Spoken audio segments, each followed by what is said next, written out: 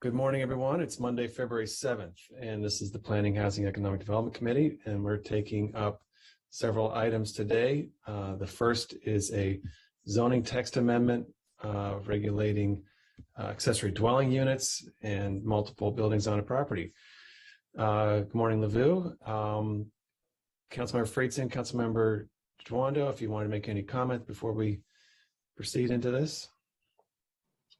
Yeah, I'll just quickly say I hope that this isn't a particularly controversial item. It's basically a cleanup to clarify what was the original intent based on a legal interpretation, and so we drafted this in order to make sure that it's clear to everybody. So that was the goal. And yeah.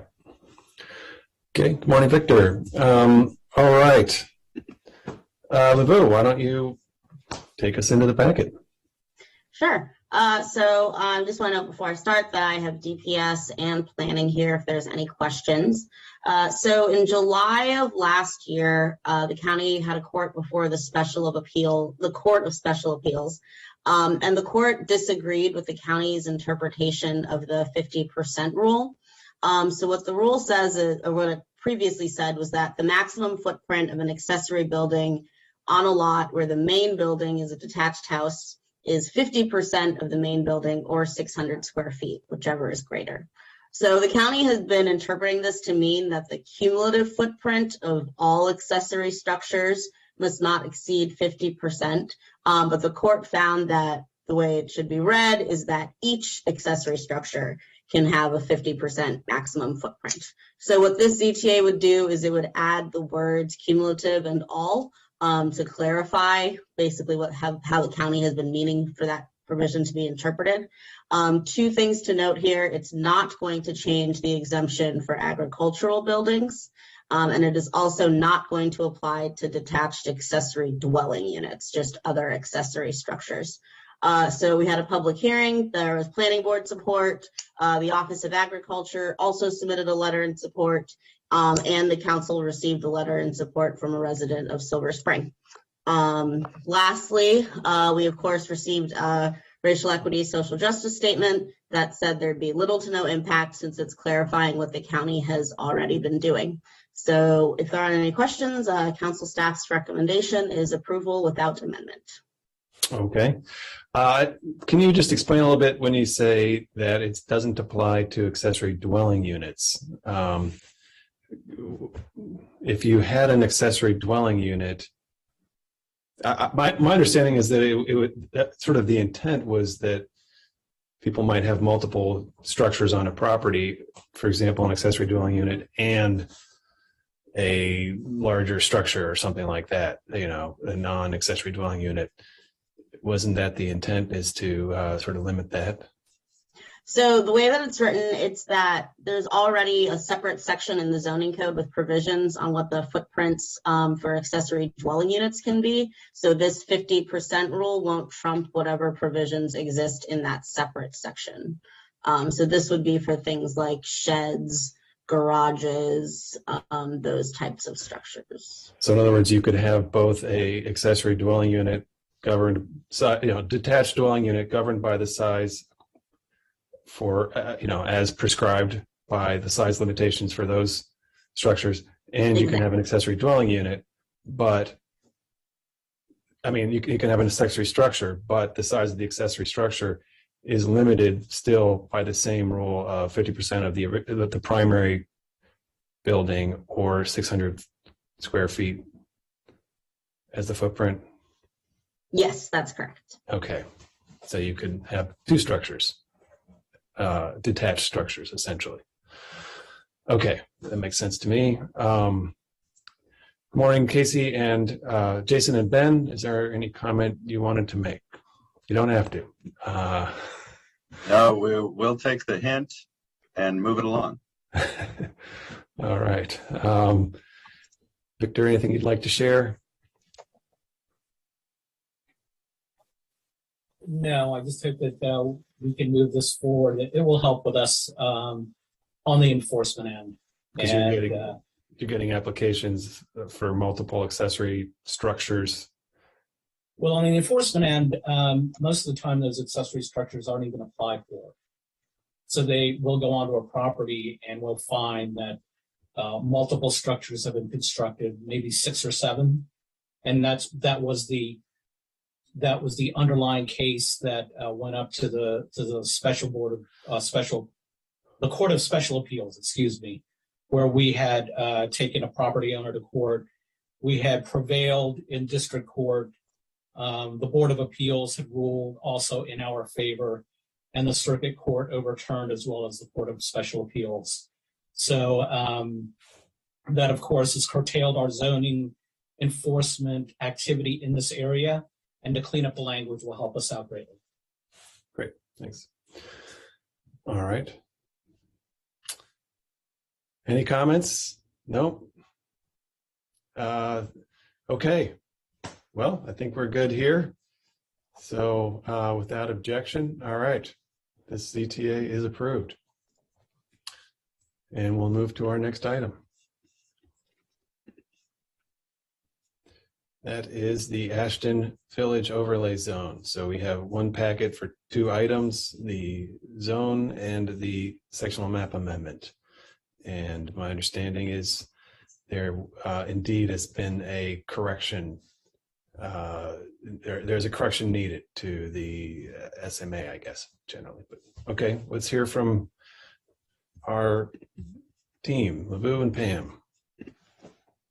So I'll do the ZTA and then I'll pass it off to Pam for the SMA. So this was introduced at the request of the planning board. So of course we have planning staff here if there's any questions. So what this ZTA does is it amends the existing Sandy Spring Ashton Rural Village Overlay Zone to make it consistent with the Ashton Village Center Sector Plan, which was approved by the council last summer. The majority of the ZTA actually removes provisions and in other instances streamlines it. So it shortens the purpose of the overlay zone, which is to preserve and enhance rural village character using detailed site review and continuation of community serving businesses. It removes the majority of the sections on sewer, the list of prohibited uses, the development standards related to commercial and mixed use development, as well as provisions on parking. So the reason these can be removed is most of them are covered by the now in place CRN zone. Again, we had a racial equity social justice statement that said there'd be little to no impact because it's codifying what was already adopted in that Ashton Village Center Sector Plan. There is one minor amendment in formatting the ZTA. Some text was lost that clarified a height provision only applied in the residential zone.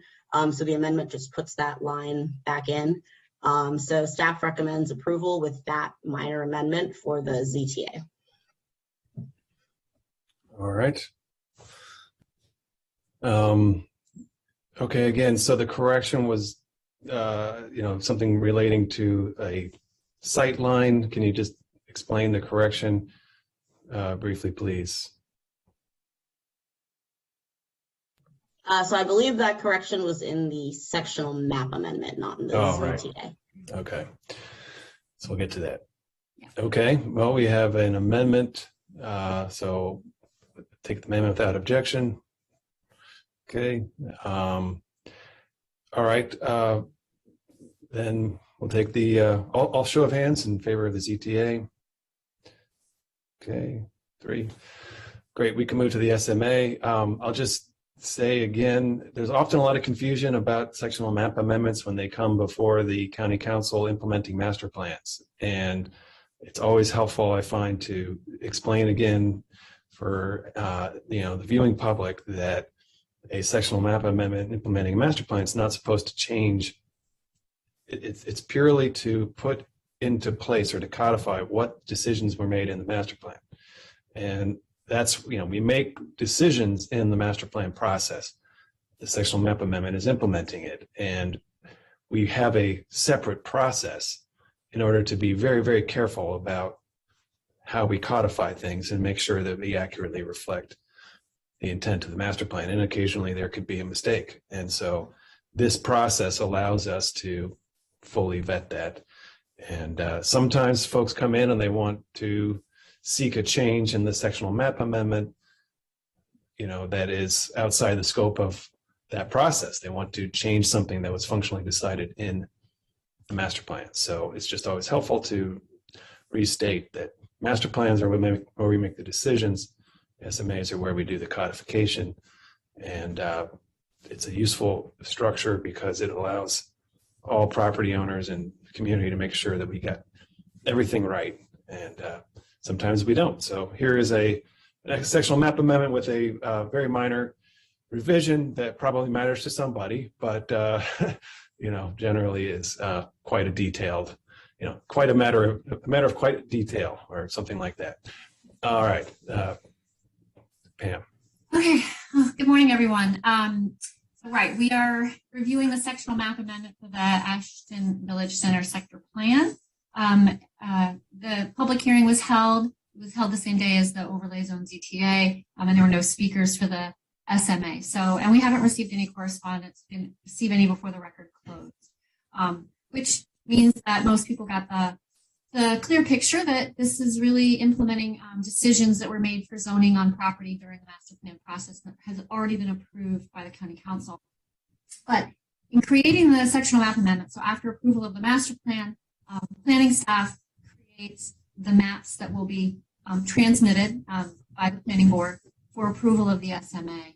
And in creating those detailed maps, they recognized that in the master plan, there was a map of an area that had a property boundary or a boundary that went in one direction, and looking more carefully at the underlying zoning and the property lines and the zoning lines, realized that it actually had been incorrectly illustrated in the master plan.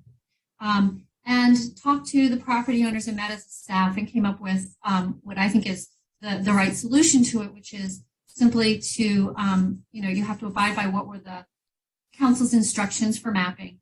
And they're bound by the fact that part of it affected a property that had been put down by a local map amendment. And they can't place more of that local map amendment type zoning without another local map. So it sounds complicated. It's explained hopefully thoroughly in the staff report. It is also very well explained in the transmittal from the planning department, the planning board. And in the end result is it affects two properties, one with only a couple feet, and the other is an open space property. I think planning staff, they are all on the meeting here this morning and can probably provide more background or detail if needed, but we didn't receive any correspondence on it. And I know they reached out to property owners, and I think it's the appropriate solution.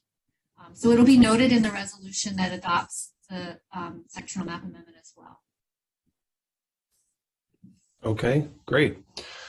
All right, well, we've got a great team here with us today. I see Ben Berbert and Jeremy Pratt, Roberto Duke, and Mr. Zeigler. Is this your first appearance before the committee, I think, perhaps? Yes, it is. Thank you for having me. Welcome. So you're the new Upcounty Master Plan Supervisor. Super. All right. Look forward to working with you in the future. You as well. All right. Good. Any comments here from, Councilmember Dwando? Thank you. Yeah, good morning and welcome to everybody. So I'm assuming, Pam, just based on your description, or planning can answer, there was no other way to not have the split. It was just the best we could do. Is that a layman's explanation for why we have the split property? Yeah, I would say that's true. And it's very minor, and we don't like to do that. We prefer not to have split zone properties, but in this case, it was unavoidable for 2 of 4 properties. The solution the planning staff came up with actually resolved 2 of 4 that could have been split zoned. But maybe they want to, give you a few details on that. But I do think it was the best solution that was something that could be implemented with the sectional map amendment. Okay. Anyone from planning want to add, or you just agree with Pam? It was just fine.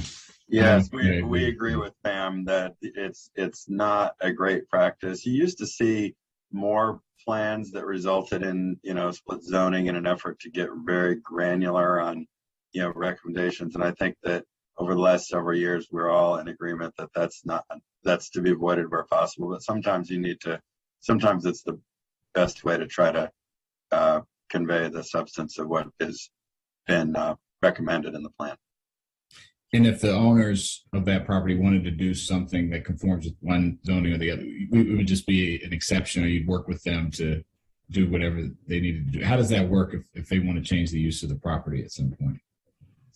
Well, it depends, and maybe Pam or others from planning staff can speak to this specific property, but one of the reasons why we try to avoid it is because, if you have a lot that is sort of in two different zones, that can make it complicated in terms of what you can develop there, but there's nothing that stops a re-subdivision, for example. So, where the lot lands versus where the zone lands can be two different things. You can try to sync it up with the master plan. That doesn't mean that the lots never can change. But I don't know if anybody from our staff wants to address the specifics of this property. This is Jamie Pratt. The specifics of this one is that the properties that are affected will likely never be developed. It's a very thin strip that's between a townhouse and a drive aisle for a parking lot. Okay. And then the other one is a townhouse lot itself, but it's like 2 or 3 square feet in the very corner. Got it. Okay. So there's no building will be there. So there won't be any issue. Okay. It's very, very teeny bit of land. All Very right. small. Okay. Well, that's helpful. I appreciate that. And I always like to say, we passed this plan before I moved, but I live in the Ashton area now. So just to disclose that, but we passed the original master plan before I lived here. So but I appreciate the explanation. Well, I'm sure it was the great plan we passed that, brought it to your attention. Sure, And, sure. All right. And we are putting together that implementation advisory committee. So There you go. if you know any interested residents, please send them our way. Well, I'm sure there are many. Can they be middle schoolers? All right. Great. We have an SMA before us without objection. Okay, no objection. Actually, we'll just vote. Show of hands for favor. Okay. All right. Well, that concludes our work for the day. Record time. Okay. Thanks everyone for being here. Hope you enjoy the rest of your morning, and we'll see you soon.